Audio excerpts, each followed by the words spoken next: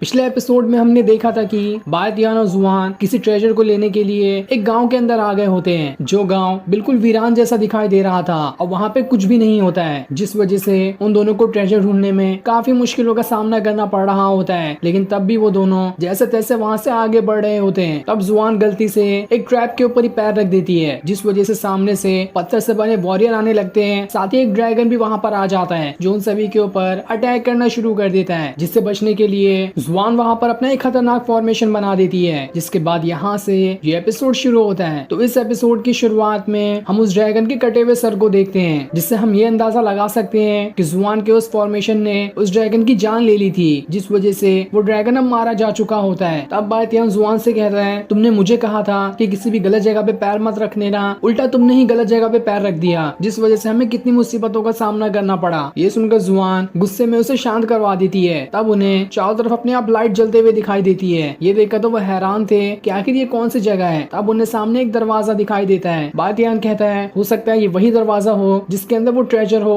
जिसे तुम लेने के लिए यहाँ पर आई हो, इसलिए हमें कैसे भी करके इस दरवाजे को खोलना पड़ेगा ताकि देख सके कि इसके अंदर क्या मौजूद है। जिसके बाद वो दोनों उस दरवाजे के पास आ जाते हैं और चारों तरफ देखना शुरू कर देते हैं कि आखिर यहाँ पर इस दरवाजे को खोलने का कोई रास्ता भी है या फिर नहीं, या उन्हें अपनी पावर की मदद से इस दरवाजे को तोड़ना पड़ेगा। तब काफी देर ढूंढने के बाद उन्हें न ही कोई चाबी दिखती है, न ही कोई ऐसा हैंडल दिखाई देता है जिसकी मदद से दरवाजे को खोला जा सकता है। इसलिए जुआन वहां पर अपनी पावर का इस्तेमाल करना शुरू कर देती है और उस दरवाजे के ऊपर लगातार कई सारे पंच मारना शुरू कर देती है, ताकि उसके पंच की वजह से वो दरवाजा टूट जाए। तब इस चीज को देखकर बायतियान उससे कहता है, ऐसे पंच से हड्डियां टूटती है लेकिन पत्थर का दरवाजा नहीं टूटता, तुम्हें और ताकत लगानी पड़ेगी इस दरवाजे को तोड़ने के लिए। जिस पर जुआन कहती है, तुम खड़े खड़े कुछ कर तो नहीं रहे हो, उल्टा मेरा मोटिवेशन खत्म कर रहे हो, इसलिए चुपचाप शांत खड़े रहो वहां पर, मैं कैसे भी करके इस दरवाजे को तोड़ने की कोशिश करती हूँ। जिसके बाद वो अपनी स्वॉर्ड की पावर का इस्तेमाल करना शुरू कर देती है और एक बहुत ही खतरनाक अटैक उस स्वॉर्ड से लेकर सीधा दरवाजे के ऊपर ही कर देती है, जहाँ वो अपनी स्वॉर्ड को दरवाजे के अंदर घुसाते हुए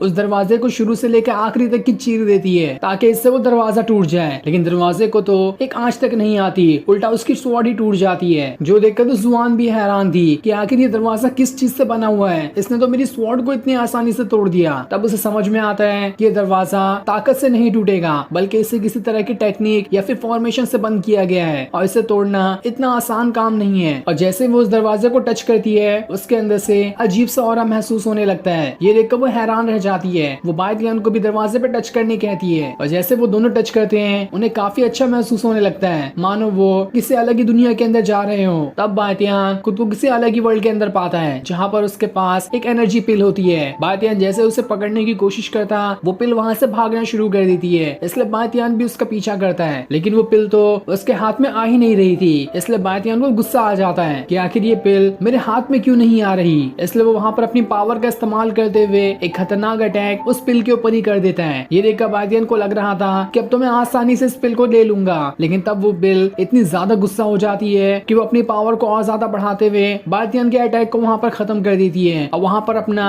एक भयानक रूप ले आने लगती है। साथ ही जुआन भी उसी वर्ल्ड के अंदर पहुंच चुकी थी, जहाँ पर वो एनर्जी पिल बहुत ही बड़ी हो गई होती है और वो बिल्कुल भवंडर जैसी दिखाई दे रही थी। उसके अंदर से बिजलियां निकलकर बायतियान और जुआन के ऊपर अटैक कर रही होती है, क्योंकि अब उस पिल को बहुत ज्यादा गुस्सा आ चुका था कि आखिर बायतियान ने उसके ऊपर अटैक क्यों किया। वो सभी के ऊपर बिजलियों की बारिश किए जा रही होती है, ताकि उन सभी को यहाँ से जान से मार सके। और जैसे ही खतरनाक वाला अटैक सीधा बायतियान के ऊपर लगने वाला होता है कि तभी वहाँ पर ज़ेंतियाना का बायतियान को बचा लेता है और वो उससे कहता है, आगे से अपने आप को बचा कर रखना, क्योंकि अगर तुम्हें कुछ हुआ तो इससे मैं मुसीबत में पड़ सकता हूँ। जिसके बाद वो वहाँ पर अपने एक बहुत ही भयंकर वेपन को ले आता है और वो वेपन बहुत ही ज्यादा पावरफुल दिखाई दे रहा था। वो अपने वेपन से एक ही खतरनाक अटैक जमीन पे मारता है कि वो एनर्जी पिल एकदम ज्यादा ही शांत हो जाता है और वो वापस से अपने असली फॉर्म में आ चुका था, जहाँ वो एक छोटा सा पिल बन गया होता है। जिसके बाद ज़ेंतियान उस पिल को बायतियान को दे देता है और उससे कहता है, इसे आराम से महसूस करो, इसके ऊपर गुस्सा दिखाने की कोई जरूरत नहीं है। तो वहीं एक पिल जुआन के पास भी आ गई होती है और दोनों इस पिल को आराम से महसूस कर रहे होते हैं कि आखिर इस पिल के अंदर है क्या। तब बायतियान के सामने वाली पिल अपने आप को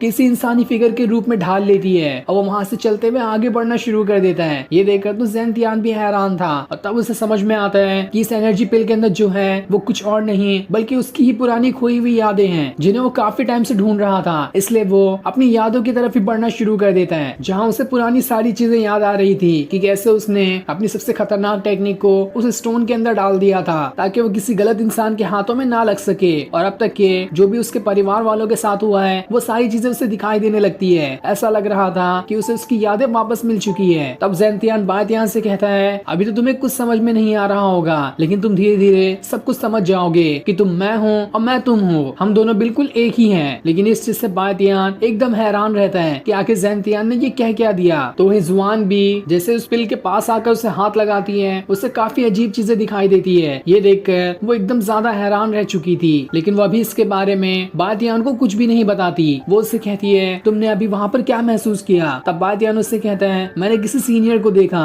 जो मुझसे काफी अजीब बातें कर रहे थे। उन्होंने कहा कि मैं वो हूँ और वो मैं है। मुझे ऐसा महसूस हो रहा है कि हजारों सालों पहले हम दोनों बिल्कुल आपस में कनेक्ट थे, लेकिन मुझे याद ही नहीं आ रहा कि वो कौन है। मुझे पुराना कुछ भी नहीं याद है। पर अभी जुआन बायतियान को वो कुछ भी नहीं बताती जो उसने उस एनर्जी पिल के अंदर देखा, और वो यहाँ पर अपनी बात घुमा देती है। जिसके बाद वो वहाँ पर अपना एक फॉर्मेशन बनाने लगती है ताकि उस फॉर्मेशन का इस्तेमाल करते हुए इस दरवाजे को तोड़ सके। लेकिन दरवाजा तो नहीं टूटता। उस फॉर्मेशन के झटके की वजह से बायतियान वहाँ से उड़कर दूर चला जाता है, जहाँ वो जुआन से कहता है, इस ट्रेजर मिलने से पहले तुम मेरा सर जरूर फोड़ दोगी। तब जुआन उससे कहती है, तब से तुम खाली बोले जा रहे हो और कुछ तो तुमने किया नहीं। तो अब ठीक है, तुम मुझे करके दिखाओ कि तुम्हारे पास कितनी पावर है। अपनी पावर का इस्तेमाल करो और इस दरवाजे को तोड़ने की कोशिश करो। जिस पर बायतियान कहता है, तो ठीक है, अब मैं ही इस दरवाजे को तोड़ कर दिखाता हूँ। जिसके बाद वो उस दरवाजे के सामने आकर खड़ा हो जाता है और वो भी अपनी वहाँ पर पावर्स को एक्टिवेट करना शुरू कर देता है और फिर एक बहुत ही भयंकर वाला अटैक उस दरवाजे के ऊपर ही कर देता है। ये सारी चीज देखकर तो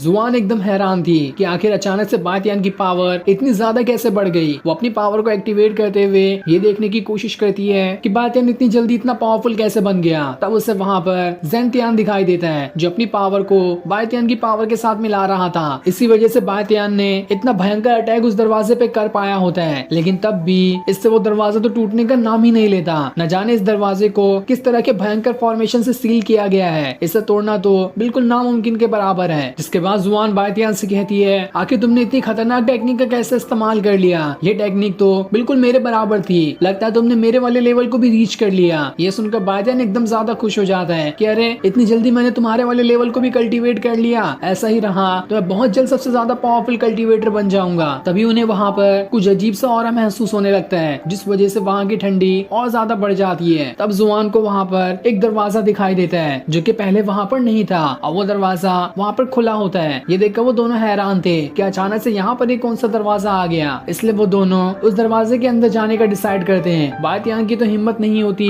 लेकिन तब भी जुआन की वजह से उसे उस दरवाजे के अंदर जाना पड़ता है। तब उन्हें वहाँ पर एक बोर्ड लगा हुआ दिखाई देता है जिसमें ये लिखा हुआ था कि एक डीमन केव है और इसके अंदर हजारों की तादाद में डीमन को कैद करके रखा गया है। और यहाँ के आसपास का ऑरा इतना ज्यादा भयंकर है कि कोई भी कल्टीवेटर यहाँ पर आए तो उसके ऑरा की वजह से ही उसकी मौत भी हो सकती है। इसलिए कोई भी अंदर आने से पहले 1000 बार सोच ले। ये सुनकर बायतियान कहता है, ऐसा तो मैंने अपने स्पिरिचुअल वर्ल्ड के अंदर भी देखा था जहाँ पर मुझे ज़ेंतियान दिखाई दिया था, इसलिए मैं यहाँ पर जा रहा हूँ। लेकिन जुआन उसे रोकते हुए कहती है, रुक जाओ, 10 साल पहले यहाँ पर किंग फैंग किंगडम के 7 किंग लेवल वाले मास्टर को यहाँ पर भेजा गया था ताकि इस जगह की तलाशी ले सके। लेकिन सिर्फ 3 रातों के अंदर ही वो सभी के सभी मारे गए। लेकिन ऐसा कहा जाता है कि उन्होंने यहाँ पर कोई खतरनाक पैसेज देख लिया था जिसके अंदर एंशिएंट इमॉर्टल और डीमन के बारे में कुछ सीक्रेट छुपा हुआ था। इसी वजह से उन्हें मार दिया गया वहाँ पर। तो जब वो लोग वहाँ पर सेफ नहीं थे तो हमारा भी यहाँ पर रहना ठीक नहीं है। हमें जल्द से जल्द यहाँ से निकल जाना चाहिए, यही हमारे लिए बेहतर होगा, क्योंकि हम किंग लेवल के मास्टर तो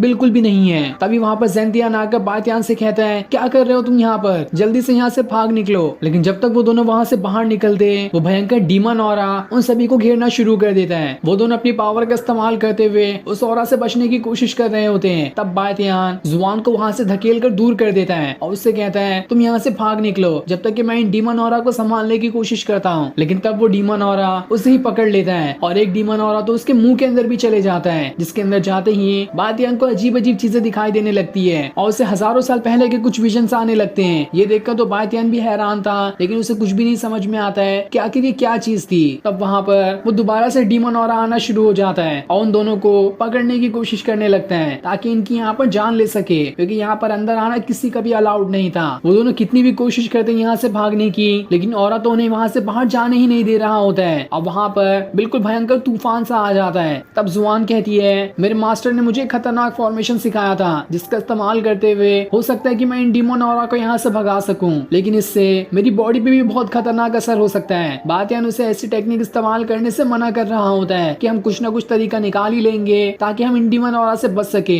लेकिन जुआन तो सुनने का नाम ही नहीं ले रही थी। अब वो यहाँ पर उसी फॉर्मेशन को बनाने का डिसाइड करती है ताकि वो उन डीमन ऑरा को यहाँ से भगा सके। तभी उसके हाथ से बातियान छूटकर उन डीमन ऑरा के पास ही जाने लगता है, इसलिए वो दोबारा से उसे पकड़कर उसे वहीं पर स्टॉप कर देती है ताकि वो यहाँ से कहीं ना जा सके। जिसके बाद वो अपने मास्टर के बताए हुए उसी फॉर्मेशन को एक्टिवेट करना शुरू कर देती है ताकि यहाँ पर इन डीमन ऑरा से बच सके। और उसका ये वाला फॉर्मेशन बहुत ही ज्यादा खतरनाक दिखाई दे रहा था। वो जैसे उस फॉर्मेशन का इस्तेमाल उन डीमन ऑरा पे करती है, वो डीमन ऑरा काफी ज्यादा घबरा जाते हैं और वो वहाँ से भागने में अपनी भलाई समझते हैं, जिस वजह से बातियान और जुआन को यहाँ से निकलने का मौका मिल जाता है। लेकिन फॉर्मेशन इस्तेमाल करने की वजह से जुआन की हालत काफी ज्यादा खराब हो चुकी थी, लेकिन तब भी वो जैसे तैसे बातियान को अपने कंधे पर उठाए वहाँ से निकलना शुरू कर देती है, क्योंकि उनके पास यही थोड़ा सा टाइम बचा था उन डीमन ऑरा से बचने का, वरना अगर एक बार फिर से वो यहाँ पर आ गए तो इनका मरना तो यहाँ पर तय है। जिसके बाद वो दोनों जैसे तैसे उस जगह से बाहर निकलने की कोशिश करते हैं और बाहर निकलने के बाद वहाँ पर पत्थर गिराते हुए उस जगह को सील कर देते हैं ताकि वो डीमन ऑरा दोबारा से उन तक ना पहुँच सके। और फिर ये सीन दिखाते ही ये एपिसोड यहीं पर एंड हो जाता है। Thanks for watching.